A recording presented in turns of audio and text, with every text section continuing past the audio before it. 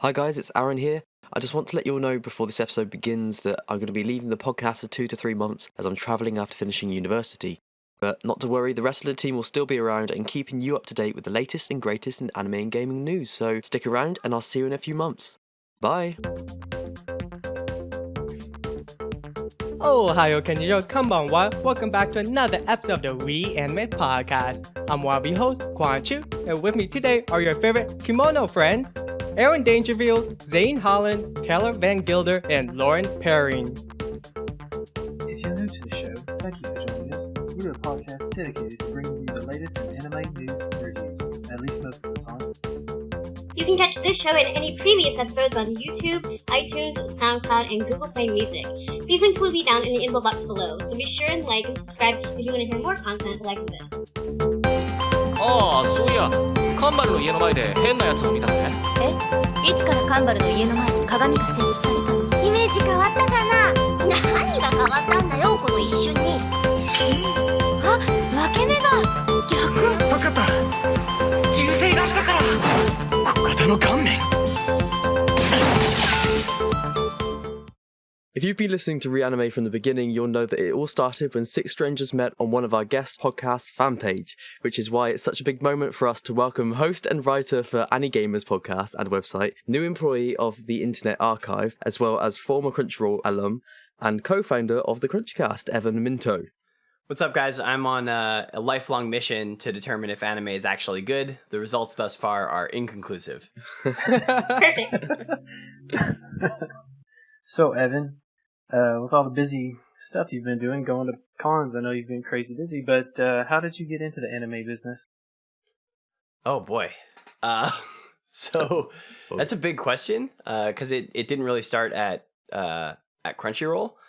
I kind of started by doing the kind of things that you guys are doing, just kind of getting out there and making stuff on the internet. So I just started, an anime fan site that kind of turned into AniGamers, where it was more focused on reviews and things like that.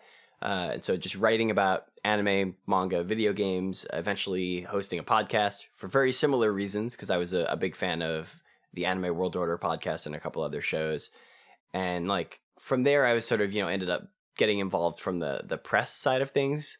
So I got some industry contacts through that. And then right out of college, I managed to get a job at Crunchyroll through one of the contacts I had through the blog, who gave me a referral.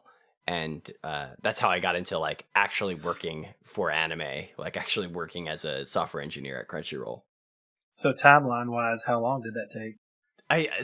That's a weird question to ask, how long did it take? Because it wasn't me trying to get into the anime industry. It wasn't a start to finish thing. I actually sort of just stumbled into it. For a long time, I didn't expect that I would work in the industry at all, because I was I'm not a translator. I'm not somebody who produces DVDs or does subtitles or any of the things that I expected that people would typically do. So I was just sort of other people work in the anime industry. I have other things I'm interested in, and it was almost I hadn't even considered it until I saw a job posting on Crunchyroll, and I was oh, wait a second, that's a website that needs software engineers, and I'm a software engineer. So was it more of a hobby that turned into a career then? Yeah, basically. I just always assumed it would stay a hobby, and then it actually was a career. It sort of smacked me in the face, and I was oh, duh, why not? I'm super into this stuff. So would you still consider yourself in the anime industry because you panel, or is it still just a hobby now? I know that you're at the Internet Archive, so what is it you're doing there? What is the Internet? It's weird because, technically I'm still a sort of anime professional because I get paid to write about anime. So in a sense, I'm still in the industry, and I was arguably in it before I worked at Crunchyroll because I was getting paid for Otaku USA articles. So it was still a side gig, but it was I feel getting paid for it is somewhat of a useful distinction there of it's not just a hobby. I actually get a paycheck out of it. Yeah. I still do that, and I'm pretty involved in panels and things, and just I don't know, I have so many friends in the industry. I still kind of feel like I'm a part of it in some form, at least. Yeah, I think most people consider you to be in the industry. It's a funny thing, because I don't actually work at an anime company anymore, but I do work at a place that has a weird amount of anime related content. The Internet Archive is a super, super interesting place. They're a nonprofit digital library. We are attempting to provide universal access to all human knowledge, which is a pretty big, ambitious thing. As much as I love Crunchyroll, it's a little bit of a thing than everything anime. Yeah. It's just everything. Yeah. So that includes actually a fair amount of like manga that's archived there. There's a fair amount of like magazines and things, like kind of old fandom and industry stuff that's just archived because they like archive every, magazine that they can get their hands on. Mm-hmm. The big thing that everybody knows the Internet Archive for is the Wayback Machine, which is the archive of the web itself. But there's lots of other stuff. There's books, there's movies, there's lots of TV footage. We have a really cool TV archive that I think archives TV news like a day after, like 24 hours after it airs. And it's all like searchable by the captions are all like indexed and searchable. So that's actually used a lot by journalists, especially in 2017, where there's a lot of politics stuff that is happening very fast. That's important to get the facts on. So you're a librarian now? Basically, I'm You're not an actually a internet librarian, but I'm an engineer for a library, digital library. Yeah.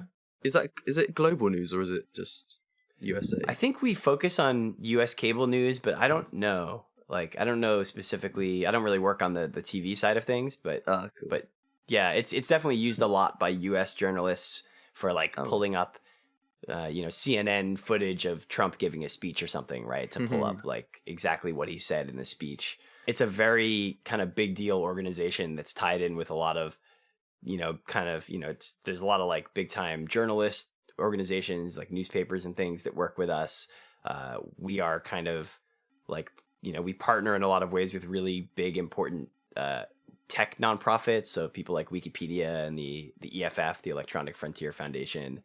So it's pretty wild. It's cool to be working in tech, but not in the sort of soul crushing venture capital tech side of things in San Francisco. Oh my.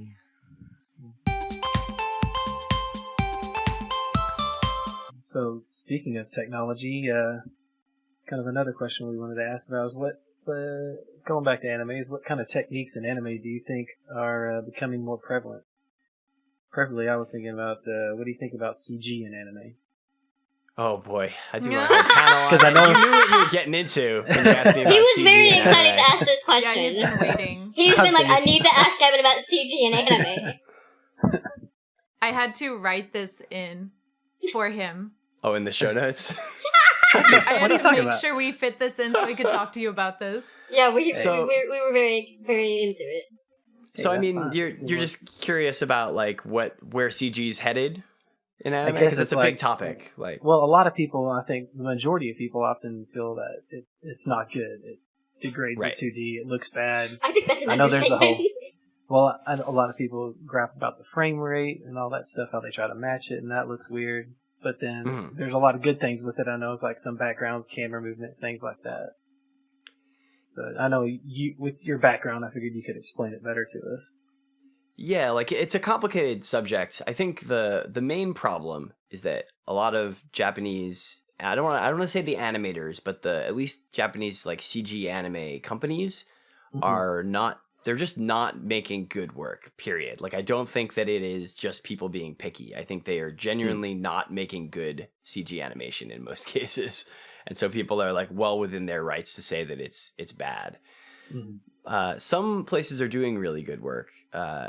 And it's a couple different reasons. It's like CG in some ways because it's more physically accurate, because it, is mathematically computing the shapes of things. I think it, runs into an uncanny valley effect, even when you're dealing with abstracted shapes rather than more, photorealistic stuff, just because it's like, it doesn't have that slight, wobble or whatever that you might get from somebody drawing something where it's not going to completely hold its shape the entire time. And what that means is that slight mistakes kind of become more noticeable. Like if something doesn't feel like it has the right weight, because the rest of it seem, the shape of the object is so physically accurate, but like it doesn't move with the right weight. I think it jumps out at people a little bit more. There's obviously something to be said for just being different from what people are used to as well, right? Like it is just a different style of animation. But like, let's be real, right? CG anime doesn't look as good as Pixar CG. No. Right? And is it just... Is the technology not there in Japan, or is it just because they don't have the experience and they haven't been doing it as long? I mean, it's probably a combination, because Pixar does they do a lot of in-house, R&D on their tech. But like, just look at student CG animation projects and you will quickly realize that it's not just Pixar's R&D that's making their movies look good, right? It's good animators who know how to use the tools that are out there. Like people can make beautiful looking, like play a lot of indie games. People can make beautiful CG animation in in 3ds Max and like import it into Unity or something. And I do think one of the things that's frustrating is the frame rate matching, where they like will drop frames to match the lower frame rate of hand drawn animation, because it's like moving backwards. It's if you're trying to use this new technology to emulate the old way that people would animate, you're just pumping all this work into doing something that's already there, that people can already do, right? Yeah. And it seems like a really big waste. I don't want to be super negative though, because I think that CG anime can be really good, and there are examples of great stuff, and I hope to see a future where there's more of that and less of the bad stuff. To give examples of like good CG to check out, I always talk a lot about Kamikaze Doga. That's the studio that did the JoJo's CG openings. Okay. They also did one of the Animator Expo shorts. I can't remember the name of it, but it's about some guy who like goes to the moon or something. I don't remember all the details. It takes place in space. But they are cool because they have like the stylized motion of kind of it's like a slightly retro anime thing. It feels sometimes like a Yoshinori Kaneda style, who's an animator who had this very frenetic animation style, kind of like some trigger animators like Hiroyuki Imaishi kind of use that style. And it's cool to have that reflected in CG rather than trying to make everything super smooth and like instead opting to do much more wild anime style motions. But it also they do a lot of 2D effects that they layer on top of the 3D, and that tends to make it pop in really interesting ways. The JoJo's openings are really good examples. The JoJo was amazing. Yeah. Also, I can't remember, I think the studio is called 8-Bit or something like that. They did some shockingly good work on like a not good show. What was it? It was that one about like the Zodiac. What is it? No, shut up. Not Kimono Friends. Kimono Friends looks bad. And it's not like funny bad like Gouda Gouda Fairies. So it was, I can't remember the name of it right now. It's the one, was it Etotama or something? It's the one about like the Zodiac sign or girls or whatever. When they transform and fight in like the chibi forms, it's surprisingly good. It's partially the choreography, but it's also, again, kind of like Kamikaze Doga. It's the timing. It's like the contrast between like slow and fast motions and things like that, rather than having things kind of always move at these. I like sometimes things are like kind of feel like they're sluggish and they're all moving at the same speed in bad animation. I think that's partially a function of animators relying on automatic interpolation, which might just be a function of not having enough time in their schedule to dig in there and like customize all of it. Or it could just be inexperienced animators who don't know what to customize. Because like 3D animation will do the transitions for you, right? If you don't kind of go in there and change it yourself. It feels like I haven't like gone through all the frame by frame and really like broke down the Etotama fights, but it feels to me like there's somebody there paying a lot more attention to breaking out of those automatic interpolations and kind of like timing things the way a 2D animator would, because a 2D animator has to determine the timing manually, right? So what you're saying is the squash and stretch. Squash and stretch is a little different. I'm just trying to hit hot button words for you, Evan. Oh man. I mean, yeah, some CG does squash and stretch for sure, but yeah, it's definitely, it's more, if we're talking 12 principles here, It is much more timing, I think, which is, I don't remember which number principle it is, but it's like We'll call number it 8 7. or 9 or something. Okay. Not really important to know the numbers for them. They're just As a long list as of they're being principles. So, speaking of using all the principles accurately in the show, what are your thoughts on Aramanga Sensei? Oh. God. I have Not not watched Aramanga Sensei. Oh, just come on! It's like the best show of the season. Jeez. All right. Time to kick Zane We're off. gonna stop Wait a second. I gotta drop in one more shout out to some good CG animation. Is Cassette Girl, which is animated by Studio Kara's digital division, is really, really good. I just did an interview with the director of it, who's a CG director, and he had some interesting insights in how they achieved it. I kind of don't want to spoil it because I haven't like released the interview yet, but some interesting stuff about how they handled shadows and things like that in Cassette Girl that helped it to look, because they were trying to imitate 2D anime, but they did a surprisingly good job with it, and it's a lot of fun, and it's like has much more ambitious character or camera angles, I should say, than you might get in like a 2D anime, which is one reason to do CG, because you can do all sorts of really crazy camera work. So do you feel like anime is going through like a ugly teenager phase right now within CG anime? Like, Going to do you think puberty? it's gonna get better soon? Yeah, like is anime CG going puberty. through puberty? Like, do you think it's gonna get a lot better, or? But I think there's maybe there's a fundamental problem, which is like the Kobayashi, the guy from Kara, kind of talks about this in the interview. But like the problem is they're stuck between the kind of lo-fi anime style and like Pixar, super high budget 3D animation. So what they need to do, which they haven't yet totally figured out, like Kamikaze is maybe close to some solution to this, is like, what is the anime version of CG animation? Yeah. Right? Like, what is the Japanese take on it? Because they can't reach for the Pixar stuff, because just anime is not produced on the kinds of budgets that can make that, right? Yeah. So in the same way that like animators in Japan changed how 2D animation was made and like came up with a lot of different techniques that were, you know, either some of them were taken from Western animation, some of them were kind of developed on their own, and synthesized those into a style that was very different. Like, they're going to need to do that again, and I'm not totally confident that they can, because it's like that was very much a function of the time and place when it happened in like the 60s and 70s when the anime style developed. I'm not totally certain that, like, you know, in a globalized 21st century world that the Japanese industry is in a place to kind of make that same kind of change. So they need to go to college and find themselves, right? Yeah, I'm sorry I'm not working well with your metaphor here. I'm giving like a serious answer. They have an experimental phase, and then we'll be fine. When will this interview be coming out? Oh yeah, the interview probably in the next couple weeks. I gotta, it's transcribed. I gotta like finish doing some editing on it and just format it and everything. Is it going to go up on Anygamers? Yeah, Anygamers. Okay. Cool. So are you actually watching any anime? About that. Not this season. I was very behind on stuff from last season, and then I was just very busy with like conventions and travel and stuff. And I've been trying to like watch some older stuff. I find that I didn't talk about this a ton on the Crunchy Cast, I think, because we were very focused on trying to cover all the hot new stuff.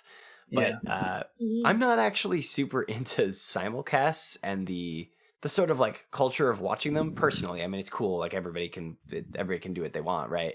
But I don't know. It feels sometimes like this like rat race of trying to like keep up with everything, and I don't know. I don't respond well to having to like watch this thing every week on a, It feels like a particular chore. day when it comes out. Yeah, it feels like a exactly. chore. Yeah. So are So you I kind of more? prefer to like, I kind of do like, you know, some combination of like a little bit of marathoning things and then putting it away for like a little while and then coming back. And that doesn't work with like a simulcast style. It's also not like a Netflix binge watch style either. It's like something in between. So I know you were finishing. You finished Brotherhood, right? Have you started? Yeah, it anything took me since then? forever. It was really good. No spoilers. Yeah. Have you started anything new? or old, started anything old, I guess would be the face it. It's 2 questions in there. Brotherhood is better than the original. I talked about this extensively on a lot Yeah, of it podcasts. is. Oh, yeah. Way Yeah, better. it is. Yeah. Way better. The first 13 episodes of the original are better because Brotherhood, I think, is kind of just like going through the motions to try to get Yeah, through the beginning Brotherhood of the was story. like, well, they already animated this, so we don't really need to. Yeah, it's not paced nearly as well as the it's beginning very of the fast. first series. Yeah. But once it kicks into gear, it is great. It's just like so much more ambitious, and like the characters go through so many more like complex arcs. Like there's a lot of characters who get a lot more time to, you know, for the show to explore what they're all about than the original show does. Yeah, I like that Alphonse you got a lot more about Mhm. Alphonse. in I want so Brotherhood. much. He's But so even good. minor characters get a ton of attention in Brotherhood, which is really cool. Yeah. Like Maria Ross is like shockingly Oh, she's not just the a side best. character, she's like a big deal. Yeah. What was the other? You had another question. Like, what is? Have you gone to anything else, or have you kind of not started binging or trying to watch something since then? In new season stuff, I think I've sort of just laid off for a little bit. I feel like there was something that I was checking out, but it's been a little while since I've So you're jumped not back watching in. My Hero at all? I was just about to say the same thing. Everybody's telling me to watch My Hero. Evan, watch So- it. You have to watch it. Look, Evan, please. I'm You have sure to. it's good. It's as I've told excellent. everybody, I am sure it's good. Like, there's no way that everybody's talking about it being this great and it's not or anything. I'm a little reluctant because I'm like feel like I don't have the patience for shonen action anime anymore. Not that I don't like them, but it's just like they're long and I don't know if I can make it through. typically don't like shonen animes, and My Hero is so good. It have doesn't to. fall into the tropes of shonen. Even It's a my shonen. bodyguard at work watches My Hero Academia. We talked about it today. I cried. I feel like shonen actually. So here's the thing. I do think I much prefer to read shonen action manga than I do to watch it in anime Yeah. form because it's faster. It's like I can just like plow right through the volumes and not like sit there and wait for the show to wrap up. And wait for 20 minutes of inner dialogue.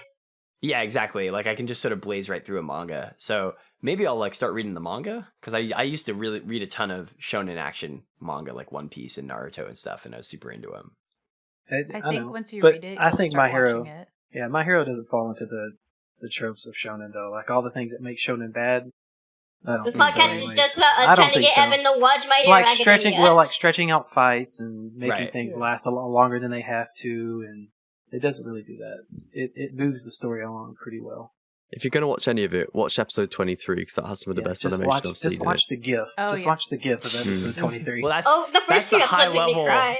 It's the high level animation fan thing is you only watch the GIFs from the shows instead of the show itself. And then you just retweet them. It's fine. Yeah, I have been going back and watching some older stuff. I had like volumes sitting around for Turn A Gundam and Creamy Mommy, so I was watching those. And Turn A Gundam is like super Tomino, extremely fast pacing that doesn't really make any sense, but people really like it, so I'm gonna try to work my way through the rest of it. I only have the first box set of that, and Creamy Mommy is, oh my god, Creamy Mommy is incredibly charming. I don't know if any of you guys have watched it. No. I want to No. really badly. Can I borrow it? Well, it's gonna take me probably 2 years to watch the first 6 episodes, so I'll be waiting. can have it when I'm done. That's good. No, but it's like a 1983 or 84 or something like that Magical Girl series. It's one of the Pierrot series. There was like a long series of Studio Pierrot animated Magical Girl series. And it's like historically notable for being one of the first examples of the media mix strategy because it was like a Magical Girl series that was trying to sell the music for a particular idol to its fans, right? And so she's the voice actress for it, and she's awful. She's a terrible voice actress, which is especially hilarious. Like she's just super pitchy and kind of like never sounds right for whatever she's saying. Oh no. Oh, no. But there's a certain charm to it because it's almost moe, I suppose, because she's so bad at voice acting. Oh, You just where's wanted Ben to when you be- need him? You still love her. Right. But no, it's just like very lighthearted, at least the part that I'm at. Just super lighthearted, like this girl who transforms into an idol. a lot of kind of funny slapstick comedy and stuff. She's kind of like just a crappy kid, where she'll be like, oh man, I gotta go sing a song on TV, so I'm gonna pretend I'm sick, and then my dad's gonna make my favorite food for me, and then I'll just jump out the window and run away from home for a little bit, and then come back. Shitty. Excellent. Yeah. And then she's like, oh, but I gotta make sure I get home just in time to eat my favorite food that my dad made. It sounds like Full Moon. Oh, I haven't seen Full Moon. I think that might be a Pierrot show also. It sounds very similar. Like Full Moon was Sagashite? Yeah. Yeah. The real question, Evan, is are you going to watch Little Witch when it comes out? Are you going to binge it? Well, yes. That's not... I don't want to say that I haven't watched any Little Witch. Yeah, I'm sure you might have seen some of it. Well, The only Little Witch I saw was on the TV when I was in Japan. I'm I sure was there's faithful. a gag order on that. I'm sure you've got a gag order on that, so we won't bring it up. I was interviewing some of the guests at Anime Next, and so I had to do a little bit of research. But Ooh. I am looking forward to watching the whole series when it's out on Netflix. That is definitely my main thing that I'm most excited for. unfortunately, I don't have Netflix, so I've never speaking seen any of the or Little Witch Academia. Is it only on Netflix? Quan, don't you have friends? No. Yes. Wait. Quan, I got you. Don't you have a friend that can lend you their Netflix account? No, I It's moved to me. California by myself. We're gonna get you a Netflix Yeah, account. you need to watch Little Witch, Oh, yeah. dude. Those first two OVAs are pretty fantastic. That's right. I'm kind of confused with my or Little Witch because is it like a movie or is it like an anime, like a series? It's both. There's two 45-minute OVAs. Yeah. But now there's a series coming out. Okay. Yeah, so it has a kind of complicated history, and the TV series is like a reboot, which makes it even more complicated because it's not like a continuation. But it was based on or funded through this Anime Mirai program. It was a government funded thing, and so Trigger, everybody got funding to make half-hour shorts, right? So Trigger made this Little Witch Academia short, just a standalone 30-minute video. They put it up on YouTube. Then they did a Kickstarter and made a follow-up that was 45 minutes because they got enough money to lengthen it to 45. So they're just these OVAs or ONAs because they were released first on the web. It's original net animation. And then the new one is a TV series that is just a straight reboot. It's there's no continuity with the previous ones. It's just taking all the ideas developed in those and making a TV series out of it. Okay, got it. Big news coming up that recently dropped is that apparently the Pluto manga, which if anybody's ever listened to any animators or followed Evan, knows that he's a huge Pluto fan. So how do you feel about Pluto and it becoming a manga? Anybody else here read It's Pluto? already a manga. It's going to be an anime. Nope. I've researched it and I really want to read it, but I never gotten around to buying it. I need to just buy all of it on Amazon. Yeah, I think it's still available from Viz. I think they keep it in print. Yeah, Viz still has it on Amazon. Yeah. So actually, we did a 2-part podcast years ago about it on Anigamers where we had Fred Schott on, who's a translator who is friends with Osamu Tezuka, which is super cool. So he's this guy who just knows a ton about Tezuka. So Pluto's it's got an interesting background behind it because I guess if you guys haven't read it and then some of your listeners maybe aren't aware of what it is. So there's a story in the original Astro Boy manga by Osamu Tezuka called The Greatest Robot on Earth. That's about a robot who's basically killing all the greatest robots, those 7 or 8 7. greatest robot 7, yeah. The 7 greatest robots on Earth. It's one by one destroying them, and Astro is one of the 7 greatest robots on Earth, so he is also a target. And it's and it's an Astro Boy story. It's about him trying to stop this robot, but it went on. It was a long arc that went on for a while, and it was like a fan favorite arc in part because it has a kind of moral gray area to it, where this isn't just a bad guy who Astro needs to defeat, but he's kind of as the story goes on, you find out that he's kind of like just following orders or something. Like it's just what he was made to do, and he's sort of a tragic figure. So this movie is like a very, very famous Astro Boy story, and Naoki Urasawa, the manga artist behind Monster and 20th Century Boys and a bunch of other stuff, really, really popular modern manga artist, is a big fan of Tezuka's work. And so he, and also I think he's a fan of Tezuka, and I'm blanking on the name at the moment, but the guy who made Tetsujin 28, who's a contemporary of Tezuka. So he adapted the story of the greatest robot on Earth, which is like really not that long in the grand scheme of things. It takes up not even an entire volume of the Dark Horse editions of Astro Boy when compiled together. And he spun it out into an 8-volume murder mystery where like Astro Boy doesn't even show up until the end of the first volume. Gosh. But they made it very adult, right? Like it's much more geared for older teens and adults. Because like I don't know, I mean I haven't read either of them, but just kind of like what I gathered online is that, I mean, in the original arc, were there people being killed? Because I know that in this one, people get killed as well, right? Yeah, I guess there are people who get killed too in in Pluto. In the original, I don't think so. But I mean, that's not really the. I don't think that's the primary distinction of whether something is adult. Okay. It is definitely much more mature though. But one of the things that I find really interesting about it is that, like, I don't want to discount Tezuka, right? Because he was making stories for children, but they did often have a fair amount of like philosophical depth to them, where he was talking about like, racism and war and like wrapping them up in these children's stories. Mm-hmm. And what's particularly great for me as a Tezuka fan in Pluto is that Urasawa takes a lot of the ideas that Tezuka was talking about and expands on them, but kind of keeps the core of what they were all about.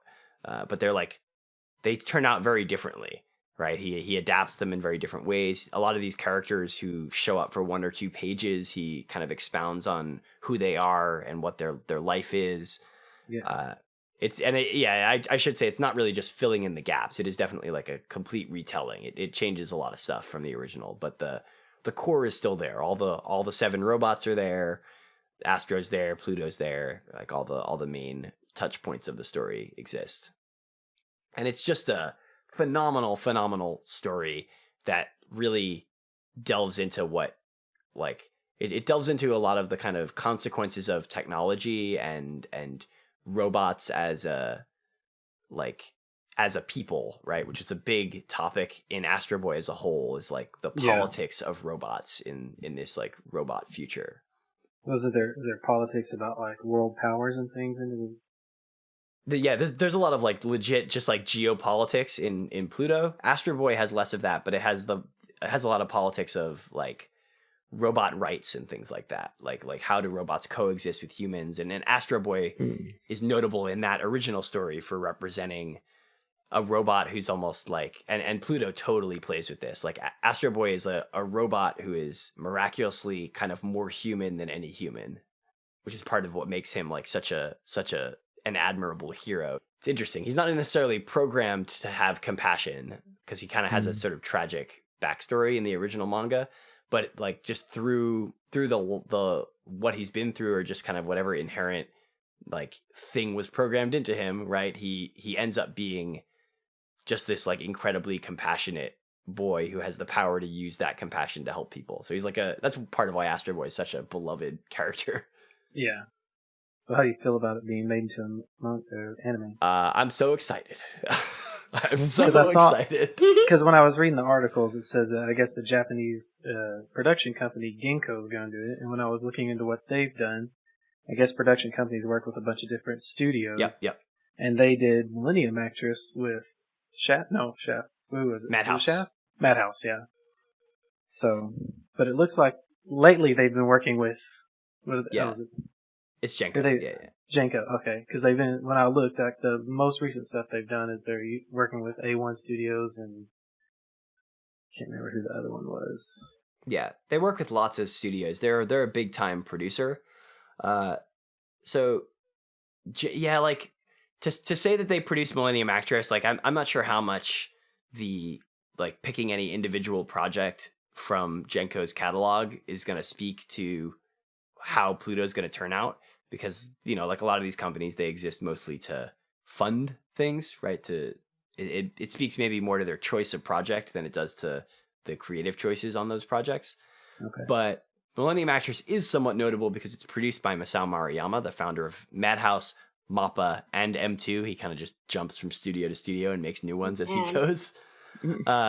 And he's like super old. I think he worked on Astro Boy, so he goes that far back. He like worked on the original That's a long anime. time. Yeah. He comes to Otakon every year, so if any of you or your listeners go to Otakon, you can catch him there on panels. And he works pretty closely with Genko. He's pretty good friends with Taro Maki, the head of that production company. And Maruyama has wanted to make Pluto for a long time. He's talked about it publicly in panels all the time, but said it was really difficult to produce.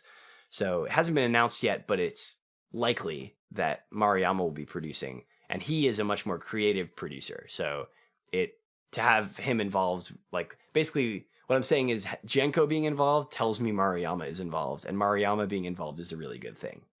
So fingers crossed that it'll be good and not a letdown. Yeah, I think, I mean... It's not going to be like, ScarJo. Point two. Well, yeah. I mean, Maruyama just worked with Genko and MAPPA on In This Corner of the World, which was a pretty phenomenal movie. I was lucky enough to be able to watch it. So, I mean, when those two work together, I think they tend to put out pretty cool stuff. So I've got my fingers crossed. I don't know who would produce it. Like maybe M2, but I don't know the status of M2. Like they kind of just started recently. I don't know if they're like in a position to produce something of this caliber right now. Yeah. I don't really know the deal with them. But yeah, looking forward to it. It's supposed to be 8 episodes, so I'm hearing. 8 long episodes, like OVAs or and I guess they're TV, but maybe like long TV episodes. Yeah, maybe if mean, it's like, since it's Evangelion? it's 8 volumes, right? Evangelion? Because it's 8 volumes. Mm-hmm. So Yeah, maybe so it'd be it's one gonna for be each like, volume. Yeah, like hour long, Yeah. 45-minute long episodes. Probably maybe a 45-minute long episode each. That'd be nice. Yeah, it needs a lot of room to breathe because there's so many different arcs and things that it works with. Man, now I just want to go reread all of Pluto before that. Now we gotta read it for the first time. Where can you find it? Yeah, where can we buy it? Probably to Amazon and stuff. I think it's in print, like we were saying before. You can find it on my bookshelf. We'll just Got go it. to Evan's house and grab it. We'll send it down the line. I'll start. Yeah. You just borrow them and just read them to us. It's like a bedtime story. Okay, I gotcha. Hey, it's Aaron here. If you're enjoying the episode and want to keep up to date with any podcast-related news, then be sure to head over to our Twitter and follow us on @ReanimePodcast or subscribe to our YouTube channel, Reanime Podcast. You can also send in any questions to thereanimepodcast@gmail.com. That's thereanimepodcast@gmail.com. On with the show. Let's talk about video games, because it was E3 this week. Who here is a gamer? Love gamers. Love to game. Love games? You guys like games? Evan, did you finish Breath of the Wild yet? Or are you still just roaming around? I'm still playing Breath of the Wild.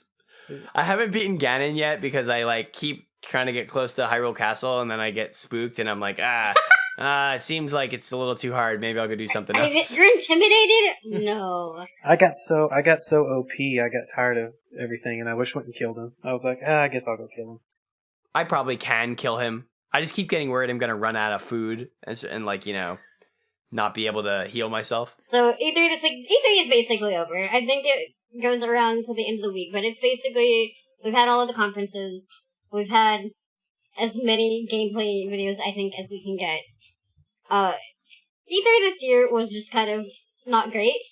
I think last year it got us a little excited for games, got us real excited for games, and then this year it wasn't nearly as good. So I'm gonna give a little highlight from each of the conferences, just so that you guys know what you did or didn't miss. Saturday or Sunday was the EA conference, and unless you really like sports games, you didn't care much about it because that's all that they showed. It was sports with story modes where you can make your way through the ranks and become a pro a soccer player or a basketball player or a football player, I believe. I have no interest in that, so I didn't care for it. But they did show Anthem, which was also shown, I think, at either the Microsoft or the Sony conference, and that was pretty good. And that's where EA was alright, and then that's where it stopped. And then I think we actually maybe talked about it in the last podcast, but then Microsoft came up, and Microsoft talked about the new console, the Xbox One X. It's the dumb. I know. It's the most powerful console ever to exist. Their marketing is very confusing. It is very confusing, and it's a great slogan. You guys know what's coming next, right? It's the Xbox One Xbox. Oh. Okay, first of all, I already saw that meme on Twitter, and it's awful. Oh, really? Okay. Yes, I'll send it to you. Yeah, because now we have the Xbox One X and the Xbox One S, and all I can think about is those very confused, like, middle-aged parents that are going into GameStop and being like, which fucking one does my kid want? Like, I don't know which one it needs to get. Xbox 2. Oh, it's so confusing. One Xbox, 2 Xbox, red Xbox, blue Xbox. Do you guys understand the technical side of the Xbox One It's X real good. at all? It's the most powerful console ever to exist, is what I gathered. It's in 4K, and then that's about as much as I understand. So the architecture of the Xbox One X, they're advertising with this, like, their new GPU and CPU all in one chip, but that's not a really new thing. It's been around for at least like 5 years. From AMD did it. And then they're advertising their vapor cooling chamber. Oh yeah, you can vape. Can you vape from your Xbox now? Yeah. Even Xbox vapes. For I love God's to sake. vape while I game. For a console, I don't think you need a water cooling system because it's not going to be running that intensive, and even in 4K. But it's the most powerful console, Quan. It's gotta be. It's gotta. Yeah, I don't know if you've ever played a game on the most powerful console before, so I don't know if you can speak about this. Yeah. I built my own gaming PC, so when I see the Xbox One X, I will be more inclined to give people advice to build their own PC than buying the Xbox One X because Okay, so what you're telling us is you're a PC gamer. Kinda. He's an elitist. Here we PC go. console plebs. Okay, I hate to break it to you, but it doesn't take the Xbox One X to come out for PC gamers to tell console gamers to build their own PC. That's true. You got me there. I feel attacked right now. I'm just upset that they are not selling the shirts that talk about how you watched the most powerful console ever to exist live in person. Because those were, if you watched carefully during the conference, everyone in the front row had these t-shirts that said, I witnessed the most powerful console ever to exist. That's so weird. Isn't that like the least interesting thing for you to say about a console? Because because look, they all keep getting better, right? So if there's 3 main consoles, every year or every generation, one of them is the most powerful console to ever exist. There's always a new most powerful console. Microsoft has done it. We just quit. Everybody else needs to we're done. It's the most powerful console. No, yeah, never to be released again. No more consoles. Sorry, everybody. But besides from the most powerful console, this most powerful console, they showed 42 games for it. I'm gonna be really honest with you. I didn't remember most of them because they went by so fast. Like, I was not able to digest most of it. I was able to pick out the few games that I was looking forward to, and I'm pretty sure none of them were actually Xbox exclusives. So that's great for their marketing. One of them was the Life is Strange prequel, Before the Storm. Looked real good. I got real excited, even though I was like, oh, Square Enix, maybe we'll actually get something that I'm looking forward to, and it wasn't, and it was a big disappointment until I found out what it was. The Sea of Thieves game, the pirate one that they showed a demo for I'm gonna say, a little bit too long. It didn't need to, we didn't need to see that much gameplay of it. And then the Cyberpunk game, The Last Night looked really good. I don't know what it's about or what you're supposed to do. Oh wait, is that the one made by the Gamergator guy? Yes, it's the Gamergate guy. Ah. Which is a disappointment, but apparently he has changed. and the game looks like it's gonna be okay. I'm gonna wait and see if it's actually decent or spending money on it. Oh, and a game that I didn't think I was gonna look forward to, but I actually am, is Assassin's Creed Origins, which I don't actually like Assassin's Creed games and haven't for a long time, but I love No one does. I love anything with an ancient Egyptian backdrop. I love Yu-Gi-Oh, which started that trend for me, and so I could do it. Do you think we'll see Uptem as Pharaoh in the Assassin's Creed Origins? I hope there's a Don't Millennium tease Puzzle me. just straight up, just in the game. It's just hanging out, just as a little Easter egg, just come up. Well, they added a new dueling mechanic too. You know, the whole time in the show notes, I thought it was going to be Animal Crossing Origins. I'm so. So I got really excited. How did Tom Nook get all his money? Where did he come from? Why is Mr. Rossetti so angry? Find out all of this in Animal Crossing Origins. I want to see that game because we didn't get an Animal Crossing game this year. I want the Tom Nook it's like the Star Wars prequels. It's like, how did he become this evil capitalist dictator? I want that game. Somebody kickstart that game and I'll fund it for you. Oh, You'll fund the whole thing. There was a Star Wars game at EA and I completely forgot about it. I wasn't that excited about it, clearly. Oh, is it Battlefront 2? Yeah, Battlefront 2! And it actually looks a lot better than Battlefront 1. Yeah, they're adding a story mode. Yeah, there's a story mode! I'm excited. And they showed John Boyega in the thing before they showed all the footage, which I think is what got most people excited. Oh, they're also adding, notably for me, because this was a really frustrating thing that was missing in the first one, they're adding prequel content. Because, the prequel movies are not good, but there's a lot of really good, set pieces and design and stuff in them that, they just didn't use at all in the first one, unless there was some DLC I didn't see. But it was, really, just original trilogy. You could do all sorts of cool, battles in Naboo and all these interesting locations from the prequels. But they just nope, we're erasing the existence of the prequels now. It looks really good. It looks like they added, instead of being all of the same trooper, you're all different, you can be different kinds of classes now, which actually looks interesting. I'm definitely going to be cautious though, because the first game was not good. Microsoft they ended the conference with saying that they're going to be providing backwards compatibility for original Xbox games. Wait, which game? The Xbox One console? Yeah, the original Xbox. The original Xbox. So yeah, Xbox Zero. Okay. The Xbox Zero, the Xbox. Because there's the original Xbox One, then Xbox One S, and then Xbox. No, you see really where I'm getting? Really old ass games. You're gonna get to play them on your new Xbox. On your new Xbox. That might get me to buy one. What games are you gonna play from the Xbox? I don't know, because I only played PlayStation, but That's why I was I couldn't think of any notable Microsoft games, Xbox games that I would want to play again. But Halo 1. I mean, there's already the Master Chief Collection, so I'm really looking forward to playing Halo 1S. Instead of 30 frames per second, it's 60 frames per second. Oh god. Next up was Bethesda. Bethesda's conference sucked. I'm just gonna say it.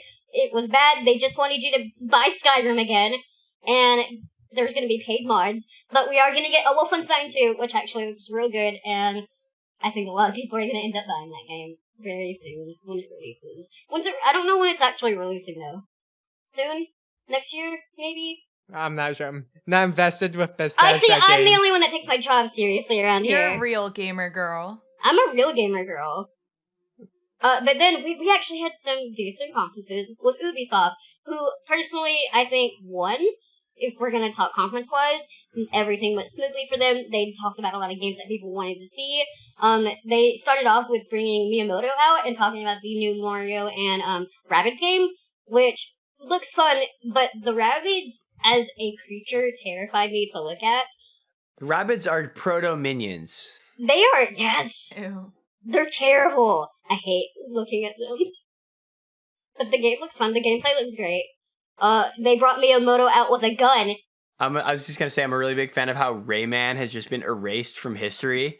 Like the Rabbids came from Rayman, but he like doesn't exist anymore. It's just the Rabbids. Oh, poor Rayman. He doesn't deserve this. Rayman's so good. The Rabbids are terrible though. But they started off pretty strong with that, and then they talked more about Assassin's Creed. We got to see some actual gameplay from it, and we have like a bird buddy to help us out and do stuff. There's Like a a villager? Yeah, no, it's like a bird, and it hovers, and it like picks out like your enemies for you. Oh. He's like your guide. You're like your animal friend. He had a name, but I'm not really sure what it was. But it looks cool, and the graphics look good, and maybe we'll see more and see if it's actually good. But yeah, they talked about some South Park games. There's gonna be a new mobile game coming out. The South Park games are fun, in my opinion, but we'll see if these two are actually gonna be okay. Oh, we had Beyond Good and Evil too, and that trailer was amazing, but it was all CG. And I think that might be the downfall of it, but when we actually get some gameplay, I'll get more excited about it, personally. That was all for them. They did some Just Dance stuff. They did some normal Ubisoft shit going around, and that was fine. But they had, I think, the most solid confidence out of everybody. And then we have to move on to the biggest disappointment I think we all faced, which was Sony. And Why? sweet Sony. Sweet baby Sony. So we expect a lot from Sony, I think. I think we expect them to blow it out of the water every single time. And they didn't do that this year, and I think everybody was very upset with them. This year was a lot of re-showing games that were shown last year. We saw a little bit more of God of War, or the Dad Simulator as I like to call it. It looks good. We saw a little bit more about Detroit Become Human. I think that's the title. The Detroit game. It is a wacky sounding title, but yeah. Yeah, it's a weird title, but it looks good. I'm curious about how the gameplay is actually going to be in that game, but I like the graphics. It's what's his name, right? It's I can't remember his name. The Heavy Rain guy. Yeah. Yeah. So that should be. The story looks great. The gameplay is what I'm a little concerned about. Isn't that always the problem? That's the thing with E3 is that they show all of these nice CG trailers, and you're like, I want to play it, and then you're like, is this a fool? Is this a trick? Am I being bamboozled into buying a game I don't actually want? That's how they get you. But besides that, that was basically it. They showed a lot of VR stuff, which was interesting.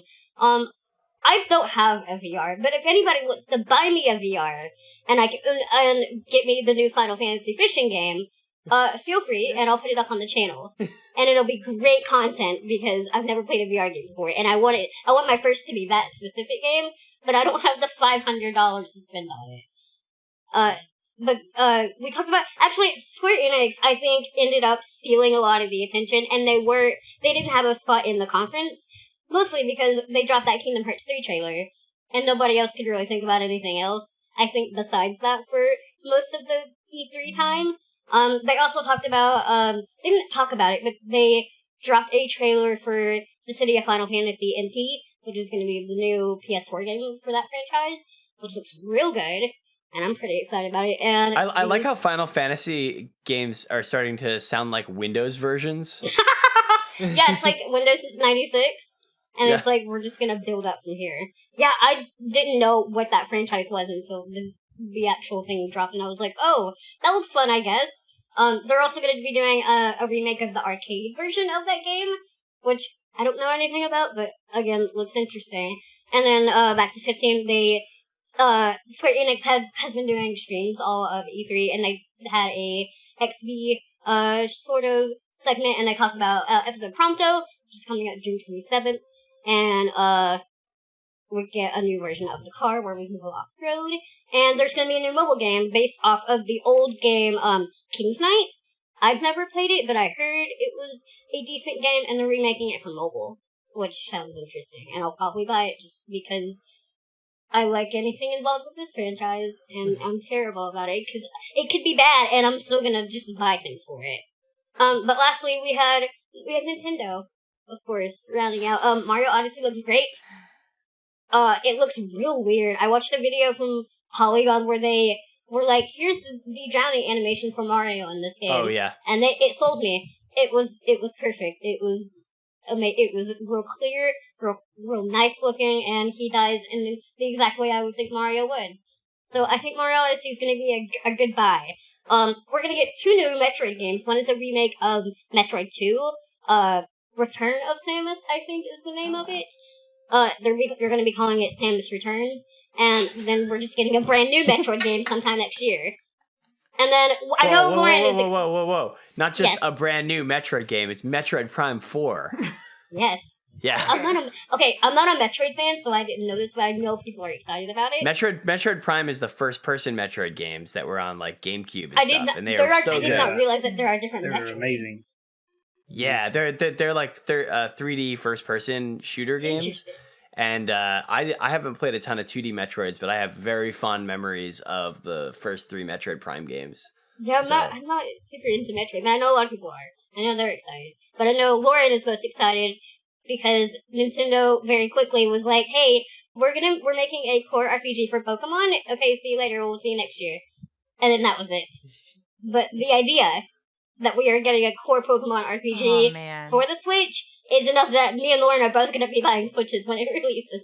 I can't believe I played myself last episode. If you listen to episode 12, you would distinctly hear me say that Kingdom Hearts and Pokemon are the only franchise that could get me to buy a new console.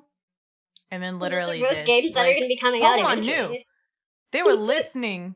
They knew. They were like, Lauren wants to get a new console, perhaps? Let's drop this game specifically for her. I can't believe them. There's also a new Kirby game, a new Yoshi game on Switch. Isn't there's a Fire Emblem, like a Fire Emblem game coming out too. Fire Emblem Warriors. It's there's that, but isn't there right? there's a core Fire Emblem game too? Oh, I know what you're talking about. Separately. Yeah, there's 2 Fire Emblem games. God. Yeah, I don't really care about the Warriors one. Like, I don't really care about Dynasty Warriors games. Yeah, it's a Dynasty Warriors. But I'll play a core Fire Emblem game on Switch. I'm feeling very vindicated in buying a Switch because like everything cool is coming out on it. I feel like I need to buy one now. There were a lot of games that were just posted on the internet that weren't talked about at the conferences like that. And Ben was excited for the new Danganronpa game. Which, yeah, he also cannot be here tonight due to traveling issues. He literally just came off the plane from Japan, so it's understandable that he couldn't make it. It's a little jet lag. We're thinking about him. All right, well, let's get to the nitty gritty. Evan, what do you think about us holding a cross-continent panel? Where? What? I'm confused. Read the show notes. Yeah, we got. So we have this idea, and mostly I brought this up, and I really want it to happen. But what if we did a live podcast, but it was also a panel about podcasting? But since there's the few of us in London and Texas and Florida, how would you make it work? Do you think this could work? Like you'd book a room at a convention and then have it be a stream of you guys talking? No, it would be like we'd host a panel and people could see our podcast live. So someone is in person at the panel. Yeah. Someone. But then the rest of you are not. Yeah. The rest of you. We're gonna we're gonna get as many as we can in one room, and everyone else can be on Skype.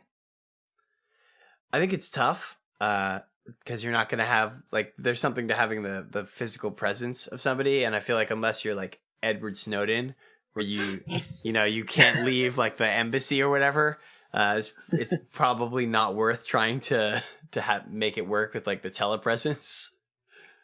This isn't the response I wanted from you. I wanted you to say I believe in you. You could do it. Look, I'm pretty cynical and pessimistic sometimes, but you could try to do it.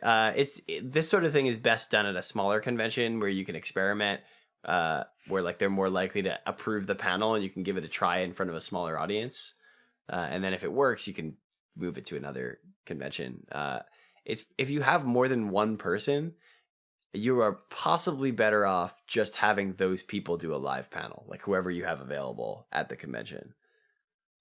I'm disappointed now. I think, so recently I just went to a con, and it was my first experience at a con. It's the first time I've ever been to one. And I went, none of the panels there none of them had anything to do with anime, it felt like. Which I was like, that doesn't really make any sense. At an anime convention? Everything was everything was about cosplay or that's really but that's what I'm saying. I don't know. There weren't panels talking about anime. Anime, just yes, anime adjacent things. Yes, the closest thing they had was just English dub actors hosting panels where they talk about stuff, and I was just like, I don't listen to them, so I don't even care. And, cons have a lot of issues with that. There's a lot of there's not a lot of content that's about anime unless you go to certain conventions that tend to prioritize it. So like Otakon and Anime Next and to some degree AWA. I've been to A-Kon and I remember there being some panels about that stuff from I think Tim Eldred runs panels there sometimes, and he did a super cool one about Yamato fandom, which is still, again, I mean, it's not about the anime itself, but it is I don't know, it's stuff that's you're not necessarily going to hear from most fans because he's this old school Yamato guy.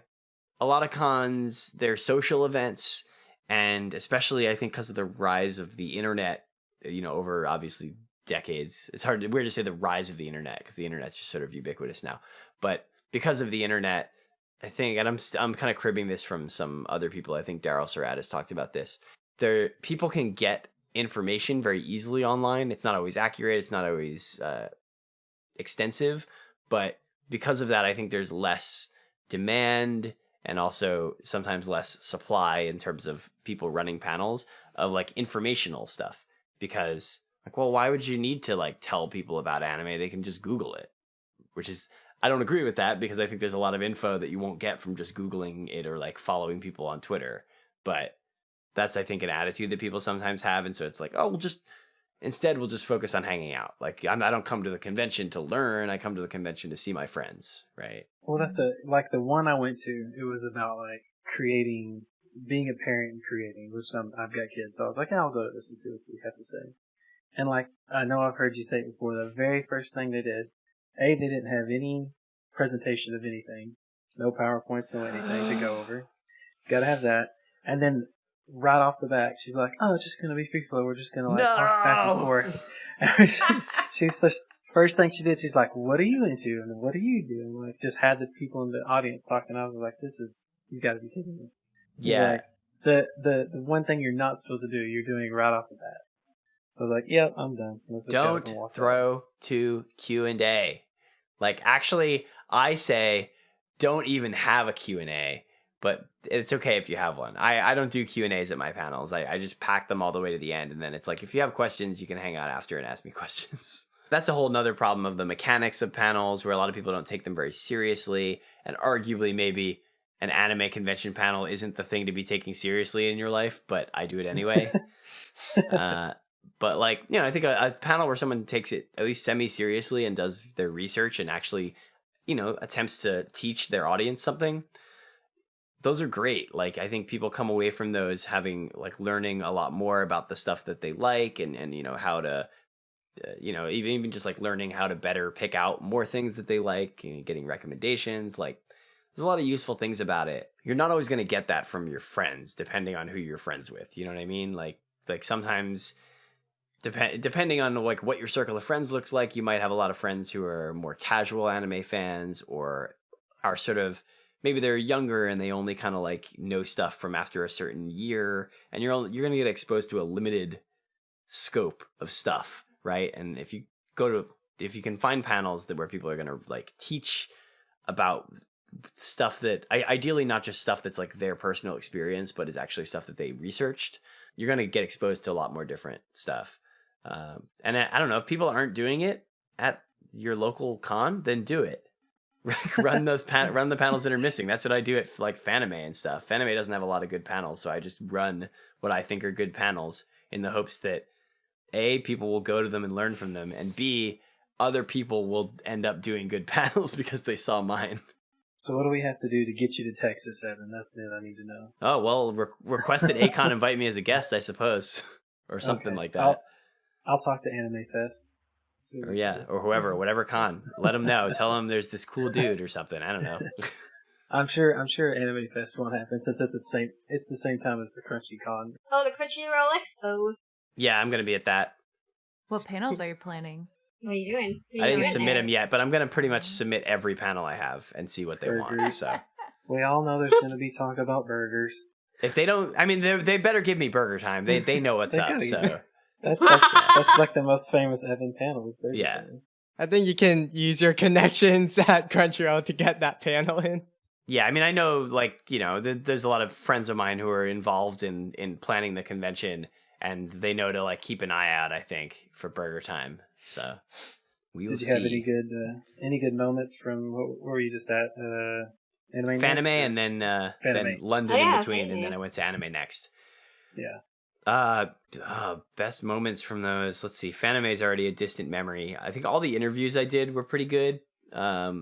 Those tend to be highlights nowadays at conventions for me, because I got to interview the Cassette Girl guys and actually the president of Gainax, Hiroyuki Yamaga, at Fanime, which is super cool. Oh, wow.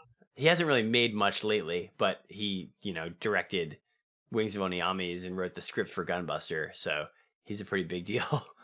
Yeah, And yeah, did some cool interviews with like Yuri on Ice guests and Trigger at Anime Next. Probably, let's see, big highlights were Fanime, as I said, does not have a lot of great programming, so usually the highlights are just hanging out with friends there. But at Anime Next, they have some really, really good programming. The Trigger panel was probably one of the highlights. They showed the final of the New Jersey trilogy of Anime Next exclusive Inferno Cop episodes. And that was very good. It was extremely poorly made and thrown together at the last minute. They said that the director, Amemiya, emailed them the video like a couple minutes before the panel started. Like he just finished it and he was like, all right, here you go. Show it to everybody. So that was great. There's Trump is in it. He makes a cameo. Oh, no. They told me it's not Trump though. I can't say that it was Trump. His name is like, he's got a name. Trump. But it is. It's totally Trump. Yeah, he's in it. It's got a whole section where they sing a song about America, where they talk about how much they love America and how much they love hamburgers. They told me the hamburger thing was not supposed to be a reference to Burger Time. I double checked. So that's always a highlight. Those Inferno Cop episodes are great, and you only get to see them at Anime Next. They're like exclusive. They don't put them up online. And I helped out with some Yuri on Ice panels, but I can say that they were a highlight because the good parts about them weren't really me. It was like the guests. They did a really cool animation panel where they talked about the production of Yuri on Ice, which I was supposed to be emceeing it, but I was sitting there on my laptop taking notes like, oh my God, this is so fascinating. And yeah, Anime Next is just lots of great panels. I saw stuff from Mike Toole. Dubs That Time Forgot is a really great one where he shows a lot of like interesting old dubs that he dug up from around the world. He did one about Ghibli before Ghibli. It was super interesting. I did a Ghibli panel too, but his was better as usual because Mike Toole is way better at this stuff than I am. He talked a lot about Takahata and Miyazaki like before they worked at Ghibli. And actually a really interesting panel. This will be my last one. I've been talking for too long. That was like an interesting idea for a panel that my friends did that I caught some of. It was pretty cool at Anime Next was it was like a stock footage panel. It was centered entirely on reused anime footage. So like transformation sequences and things like that. It was a really cool idea. Like I was jealous. I was like, I should have thought of that. That's a brilliant idea for a panel. Who's better, Nausicaa or Mononoke? Nausicaa, so much better. Come on. Okay. I mean, it's marginally better, actually. I'm exaggerating. They're both good, but no, I like Nausicaa a little more. Yeah, Nausicaa's the best. It's the right answer. So I think this is probably a good time to end the show since we are running kind of long. Just a little. Welcome to the Annie Gamers Zone, where your episode is never as short as you wish it was. Bam. Always running long. Alrighty, guys, that about does it. Thanks for joining us. As always, you can follow and tweet us at We Anime Podcast. And please check out our YouTube channel for more episodes and other anime and video game related content. You can also catch the audio version over on iTunes, Google Play Music, SoundCloud, and your podcast service of choice. And Evan, where can they find you? I am on Twitter at @Vamptvo, VAMPTVO. I am writing for AniGamers.com as usual. I've got interviews going up with Hiroyuki Yamaga, Hiroyasu Kobayashi, Shigeto Koyama, a bunch of Trigger people, including Yo-Yo Shinari. We got Yuri on Ice guest, Junpei Tatanaka, interviews with the creators or some of the people who worked on Relife. Lots of really cool interviews going up soon, as well as I think a Nier Automata review, Automata. I don't know how you say that thing. I didn't write the review. It's from my co-host David, and a bunch of other cool stuff. I think we got a Fate article going up soon too. So I also host a podcast there, the Annie Gamers Podcast, with David Estrella, my college buddy. I think some of you guys probably listen to that show. It's pretty fun. Talk about anime, manga, and games, and also kind of just slack off and talk about whatever we want. Sometimes sex and violence. Yeah, it's violence. All about violence. The violence and the banging, I guess, is our trademark nowadays. So that comes out every 2 weeks. You can check that out at anigamers.com/podcast. I'm also writing for Otaku USA Magazine. I don't remember what my most recent articles are, but that's a print magazine and a website. So the website is otakuusamagazine.com. And I started a Tumblr for Anime Burger Time, my panel centered on video clips of anime characters eating hamburgers. It will be sporadically updated, but you can check animeburgertime.tumblr.com for me to, I guess, review anime hamburgers. I haven't really figured out what I'm doing with it yet, but follow me on there. Just watch Boruto. Just watch Boruto pretty much every episode. They're eating hamburgers in it. And just so our listeners know, since Aaron had to leave early, you can catch him on Twitter at Dangerfield UK. And you can catch me at FunFitChu. And I'm old, so you'll be lucky to catch me at Twitter at Nazzle, and that's about it. You can find me on Twitter at @Nakara, NECARA. You can find me everywhere at iVulpix, IVULPIX, sometimes with an S. I like this that you Lauren, you did the @ That's it's really important. I normally don't do it, but I felt like, if any time to do it, I should do it now. So that's why I stuttered. That's not my thing, by the way. Full credit to David Estrella, who did it on the Annie Gamers podcast and made me crack up for like 30 seconds. And then I was like, all right, now I'm going to do that for everything. Cool. We'll catch you guys in next one. Bye. Thanks for having me. Bye. There we go.